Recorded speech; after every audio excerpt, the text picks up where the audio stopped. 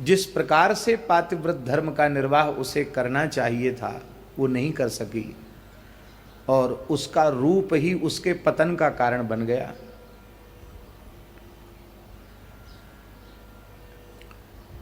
भोगी लोलुप दुराचारी पुरुषों की दृष्टि पड़ी और उनके चंगुल में वह फंस गई और उस ब्राह्मणी का पतन हो गया। पति को पता चला कि ये अपने पथ से भ्रष्ट हो गई है, तो पति ने समझाया और कहा कि देखो ये बहुत घातक है, इतने पवित्र कुल में तुम बहू बन के आई हो, लेकिन उस पर असर नहीं हुआ। तब ससुराल वालों ने, अब आज की पद्धति नहीं थी कि तलाक ले लो, ये तलाक वाली संस्कृति हमारे भारतवर्ष की नहीं है। तब लोगों ने उसके मायके उसको भेज दिया, उसके माता पिता के पास भेज दिया कि शायद पिता माता इसको ठीक से रखेंगे तो संभल जाएगी, ठीक हो जाएगी। पर वह ऐसी पथभ्रष्ट हो चुकी थी कि माता पिता के यहाँ जाकर भी अपने को संभाल न सकी, वहाँ भी वो गलत रास्ते पर चली गई। माता पिता भी इतने दुखी हो गए कि उन्होंने उसको घर से निकाल दिया। अब ससुराल से तो पहले मायके में आ गई और मायके से माता पिता ने उसको रखा नहीं, बोले हमारे कुल में दाग लगता है और तू विवाहिता है और इस तरह से तेरे आचरण ठीक नहीं है। उन्होंने घर से निकाल दिया। घर से निकाल दिया तो अब तो पूरी तरह वह वेश्या के समान आचरण करने वाली हो गई। बुढ़ापा तो सबके ऊपर आता है, उसके ऊपर बुढ़ापा आ गया, रोग आ गए, वृद्धावस्था आ गई। अब कहाँ जाए बेचारी। जवानी में पूछने वाले बहुत थे, बुढ़ापे में कौन पूछे। उसी क्षेत्र की एक वेश्या थी जो उससे इसकी मैत्री हो गई थी और वो भी वेश्या कर्म में ही एक प्रकार से लग गई थी। वो वेश्या वृद्ध हो गई, उसको भी कोई आश्रय था नहीं, कोई पूछने वाला नहीं था, धन उसके पास बहुत था। तो ये ब्राह्मणी को और कहीं कोई ठौर ठिकाना मिला नहीं, उस वेश्या के घर में ही जाके रहने लगी।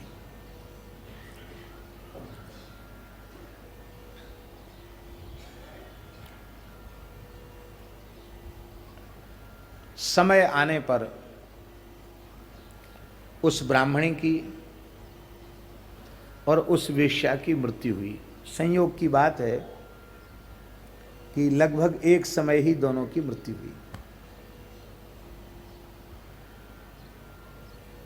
मरने के बाद, बहुत ध्यान से सुने, एक कथा जल्दी सुनने को मिलेगी नहीं। मरने के बाद दोनों भयंकर नरक गए। नरक में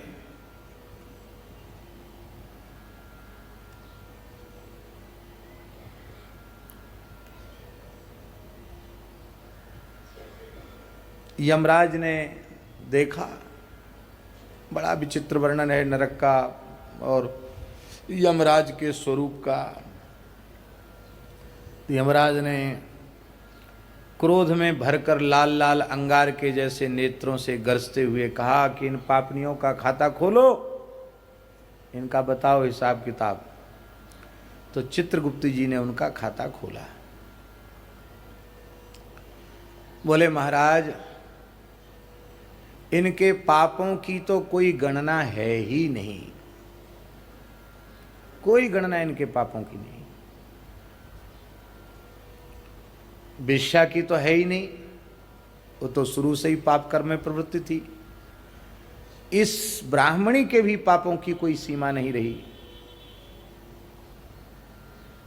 तो पाप तो इनके इतने हैं कि इनको बहुत लंबे समय तक नरक भोग कर भी इनके पाप पूरे कटेंगे नहीं, इतना भयंकर पाप इनके ऊपर चढ़े हुए हैं।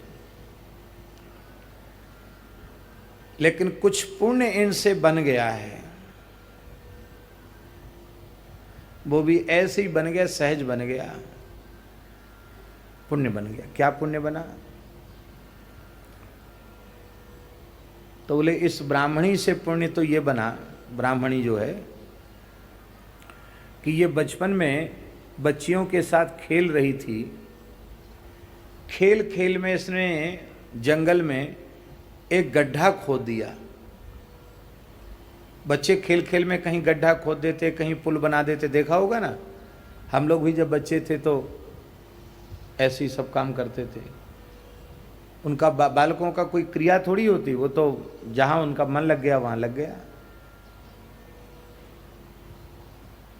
रोड बना देना, पुल बना देना, सब काम करते बच्चे। तो खेल खेल में बचपन में इसने गड्ढा खोद दिया। गड्ढा खोद के तो ये चली गई।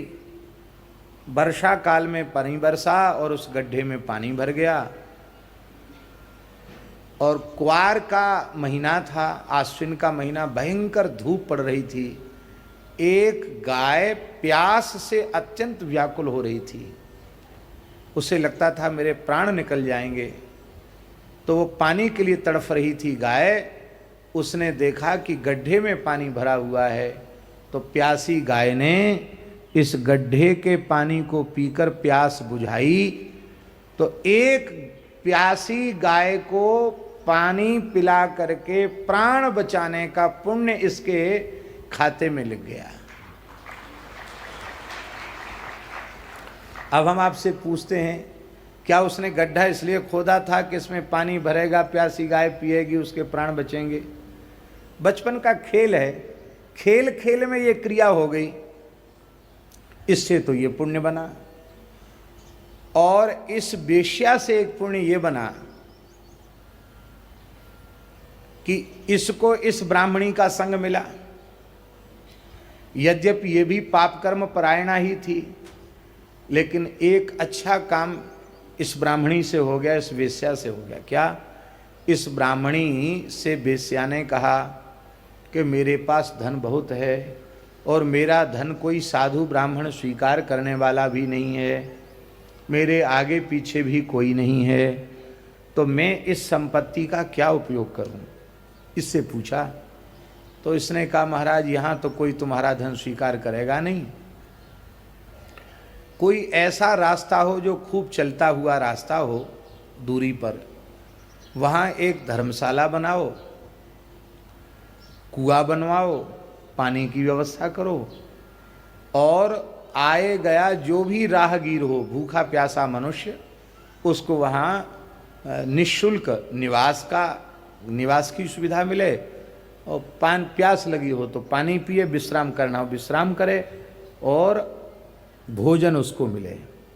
तो तुम अपनी संपत्ति से ये काम कर दो, तुम्हारे काम तो आएगी नहीं, बाद में तो राजा के यहाँ जमा हो जाएगी, लावारिस धन राजा का होता है, तो अपने जीते जी ये काम कर दो।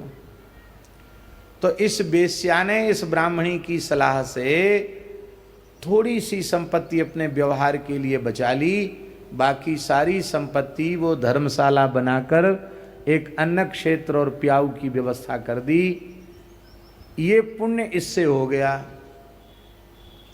तो अन्नदान जलदान ये बहुत श्रेष्ठ है, क्योंकि अन्नदान, प्रत्येक दान में पात्र का विचार किया जाता है। देशे काले च पात्रे च तद्दानम सात्विकम स्मृतम। देश काल पात्र में किया गया दान सात्विक होता है, किंतु अन्नदान और जलदान ये दो दान ऐसे हैं जिनमें पात्र अपात्र का विचार नहीं किया जाता। प्रत्येक भूखा प्यासा मनुष्य अन्नदान जलदान का अधिकारी है। ये पुण्य से बन गया। बोले इनके पुण्यों का फिर इनका क्या, इनको फल मिलना चाहिए इन पुण्यों का?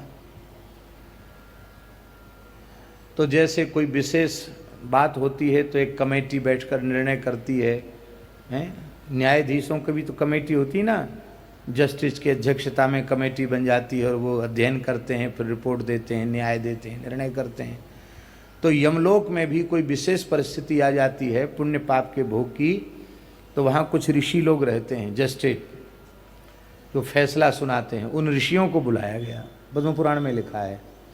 उन ऋषियों ने विचार किया, तो महाराज जी विचार करते करते करते करते वे ऋषि इस निर्णय पर पहुँचे कि एक गाय के प्राण बचाने के कारण, वो पानी नहीं पीती गाय तो निश्चित प्राण त्याग देती, एक गाय के प्राण बच गए इस ब्राह्मणी के उस कृत्य से, इसलिए इस ब्राह्मणी के जीवन के सारे पाप भस्म हो गए, ये वैकुंठ के अधिकारिणी हो गई।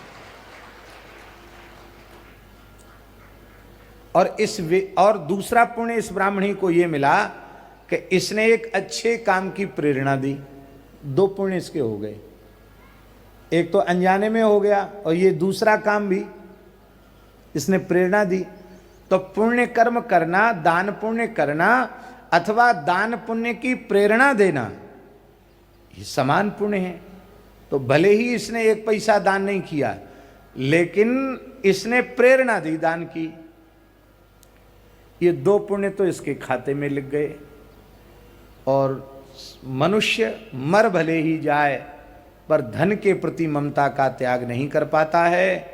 इस वेश्या ने अपने धन की ममता का त्याग करके उसको परमार्थ में लगाया, इसलिए इस वेश्या के भी सारे पाप नष्ट हो गए। अब ये दोनों वैकुंठ की अधिकारिणी हो गई। जैसे ही ऋषियों ने निर्णय सुनाया, तत्काल भगवान वैकुंठनाथ का विमान उपस्थित हो गया और वे लक्ष्मी के समान स्वरूपवती होकर के दोनों ही वैकुंठ चली गई। यह हमारी गढ़ी हुई कथा नहीं है, ये कथा पद्म पुराण में है, भगवान व्यास की कही। तो आप गाय को जल की व्यवस्था करते हैं तो जलदान हो गया, आप दाना देते हैं, चारा देते हैं, तो गाय का अन्न तो चारा ही है,